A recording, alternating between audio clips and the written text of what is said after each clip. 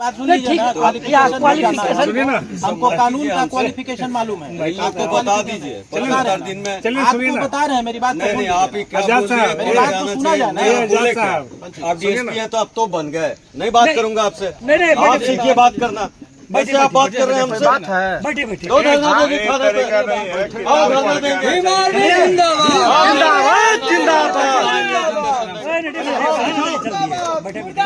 उन्होंने बोला पढ़ क्या नहीं 75 दिन के बाद फाइल पे क्या लिखी जाती है मैं पढ़ूंगा। पूरा दुनिया में मैं कानून पढ़ा रहा हूँ चल के और यही कानून देख रहा हूँ मैं। 12 दिन की गिरफ्तारी नहीं हुई है। सर झुक नहीं रहा इन लोगों का। शर्मिंदगी से सर झुकना चाहिए। 12 दिन में पुलिस विफल हो गई। धरना दो गेट पर। कोई सोमवार मंगल नहीं होगा। कोई सोमवार निकलता है। 75 दिन और 85 दिन मत गिनाइए और 90 दिन मैं जानता हूँ। जो है यहाँ पे देख पा रहे हैं कि प्रदेश अध्यक्ष जो है धरने पे बैठे हुए हैं। महज डीएसपी साहब इनको सीखने की बात कही।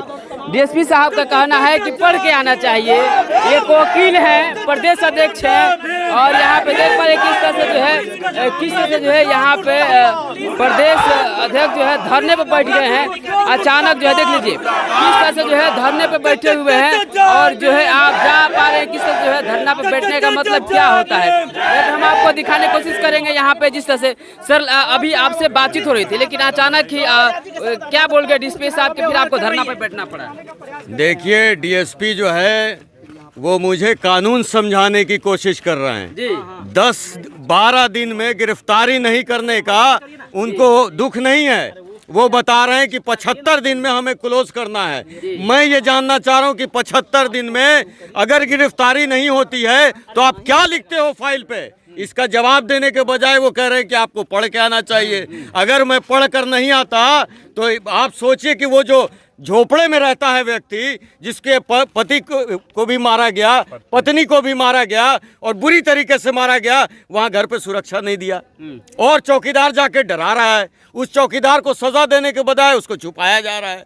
आप बताइए कि कैसे गिरफ्तारी कर रहे हैं। कुर्की जब्ती के लिए कोई वारंट नहीं, कोई चिपकाया नहीं गया, तो आप क्या 75 दिन के लिए हम इंतज़ार करेंगे? इतना समय है बहुत। 48 घंटे का समय लेके आया हूँ। थाना का ताला बंद रहेगा, चक्का जाम रहेगा।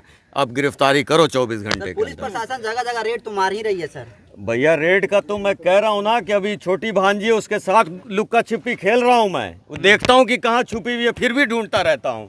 कहाँ छुपी हो बाबू, कहाँ छुपी हो बाबू करता रहता हूँ। यही काम पुलिस कर रही है। यही पुलिस कर रही है 24 घंटे। भाई इनके तंत्र नहीं होते, इनके इन्फॉर्मर नहीं होते। ये कह रहे हैं कि एयरटेल का सर्वर डाउन है। एयरटेल का मोबाइल मैं यूज़ कर रहा हूँ, एक दिन भी सर्वर मेरा डाउन नहीं हुआ, पूरा वर्किंग में है। तो ये सारे बहाने जो है ना, ये बहुजन समाज पे अत्याचार पे आते हैं। याद इनको याद दिला देंगे। संविधान के मुताबिक हम धरने पे बैठे हैं। इनको नहीं हो तो हमें भी गिरफ्तार कर लें। अपराधी को नहीं पकड़ सकते तो संविधान रक्षकों को पकड़ लें। बिहार को आप डीएसपी के द्वारा सर आपको पढ़ने की बात कही गई है, मतलब क्या सोच करके कही गई है? उन्होंने कहा कि 75 दिन के अंदर हमें केस क्लोज करना है। तो मैंने उनसे यही जानना चाहा कि केस क्लोज अगर 75 दिन में गिरफ्तारी नहीं कर पाए तो आप केस क्लोज में क्या लिखेंगे, ये जनता को बता दीजिए। तो जनता को बताने लायक तो है नहीं, क्योंकि 12 दिन हो गया गिरफ्तारी नहीं कर पाए और 75 दिन में भी नहीं कर पाएंगे और ये बता भी नहीं पाएंगे कि जनता को क्या लिखेंगे फाइल पे 75 दिन के बाद। तो फिर ऐसे अधिकारियों का रहना क्या उचित है क्या? इस तरह का अब पूरा पटना तक सारे जितने पदाधिकारी यहाँ के सस्पेंशन की मांग होगी। कब तक धरना पे रहिएगा सर? धरना पे रहेंगे, गिरफ्तारी करेंगे। चौकीदार को सस्पेंड करें, चौकीदार को सस्पेंड करें, वहाँ सुरक्षा भेजें। उसके आश्वासन दे रहे हैं। पुलिस बात करने के लिए तैयार है तो फिर क्यों नहीं बात? नहीं, पुलिस क्या वार्ता, पुलिस ऐसे वार्ता करती है क्या कि आपको पढ़ करके आना चाहिए? आप गिरफ्तारी नहीं कर रहे हैं, आपसे पूछा जा रहा है कि 75 दिन के बाद आप परिवार को क्या जवाब दीजिएगा, क्या कार्रवाई कीजिएगा। अगर अपराधी नहीं पकड़ा जाता है तो उस पर कह रहे कि आपको पढ़ के आना चाहिए कि पुलिस क्या करती है। तो हम पूछते हैं कि आप इतना पढ़े लिखे हैं तो 12 दिन घटना को बीत गया, अपराधी अभी भी फरार है और आपका एक चौकीदार आप कह रहे कि जिसको हम डांटे थे वो अपराधी जो है उसके संपर्क का है और स्वजातीय है, और वो चौकीदार जो पीड़ित परिवार है उसको धमका रहा है, ज़बरदस्ती उसको केस मैनेज करने के लिए चौकीदार के माध्यम से दबाव दिलवाया जा रहा है। तो ये डीएसपी साहब जो इतने पढ़ने का घमंड है, तो आप काहे नहीं अपने चौकीदार पे कार्रवाई कर रहे हैं, काहे नहीं अपराधी को पकड़ रहे हैं?